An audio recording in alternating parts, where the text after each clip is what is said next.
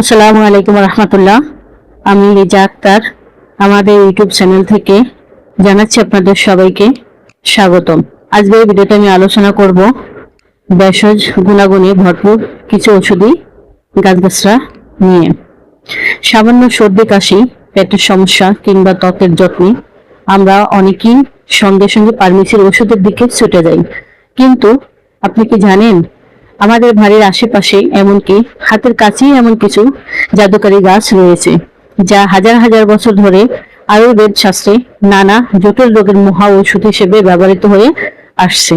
হ্যাঁ, প্রকৃতি নিজেই একটি মস্ত বড় ফার্মেসি।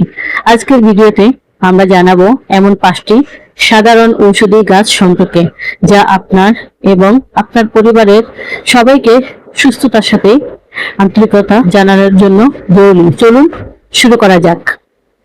আমাদের তালিকায় 1 নম্বরে রয়েছে তুলসী। আয়ুর্বেদ তুলসীকে বলা হয় ঔষধের রানী। ঠান্ডা লাগা, কফ বা গলা ব্যথায় তুলসী পাতার রস মধুর সাথে মিশিয়ে খেলে জাদুর মতো কাজ করে। এছাড়াও প্রতিদিন সকালে 2টি তুলসী পাতা চিবিয়ে খেলে শরীরের রোগ প্রতিরোধ ক্ষমতা বহুগুণে বেড়ে যায়। 2 নম্বরে আছে নিম গাছ। নিম হলো প্রকৃতির সেরা অ্যান্টিসেপটিক ও অ্যান্টিব্যাকটেরিয়াল উপাদান। ত্বকের যে কোনো চুলকানি, অ্যালার্জি বা ব্রণের সমস্যায় নিম পাতা বেটে লাগালে দ্রুত আরাম পাওয়া যায়। এমনকি নিমের ঢাল দিয়ে দাঁত মাজলে দাঁত ও মাড়ি মজবুত থাকে। 3 নাম্বার হলো আমাদের কালো মেঘ। গ্রামীণ অঞ্চলে এটি লিভার ফরম বন্ধু হিসেবে পরিচিত।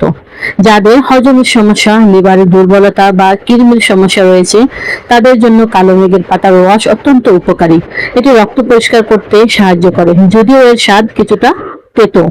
4 নম্বরে রয়েছে সবার প্রিয় অ্যালোভেরা বা ঘৃতকুমারী। রূপচর্চা থেকে শুরু করে স্বাস্থ্যের যত্নে এর জুড়ি মেলা ভার। অ্যালোভেরা জেল রোদে পড়া ত্বক শান্ত করে এবং চুল পড়া বন্ধ করতে সাহায্য করে। এছাড়াও প্রতিদিন সকালে খালি পেটে অল্প পরিমাণ অ্যালোভেরার জুস খেলে কোষ্ঠকাঠিন্য সমস্যা দূর হয়। আমাদের তালিকার শেষ এবং অত্যন্ত গুরুত্বপূর্ণ গাছটি হলো পাথরকুচি। এর সবচেয়ে বড় গুণ হলো এটি কিডনির পাথর গলাতে সাহায্য করে বলে আয়ুর্বেদে উল্লেখ আছে। প্রতিদিন সকালে খালি পেটে 2টি পাথরকুচি পাতা চিবিয়ে বা রস করে খেলে মূত্রাশয়ের বিভিন্ন ইনফেকশন থেকে মুক্তি পাওয়া যায়। এছাড়াও জন্ডিস বা পুরনো সর্দিতে এর চমৎকার কাজ করে।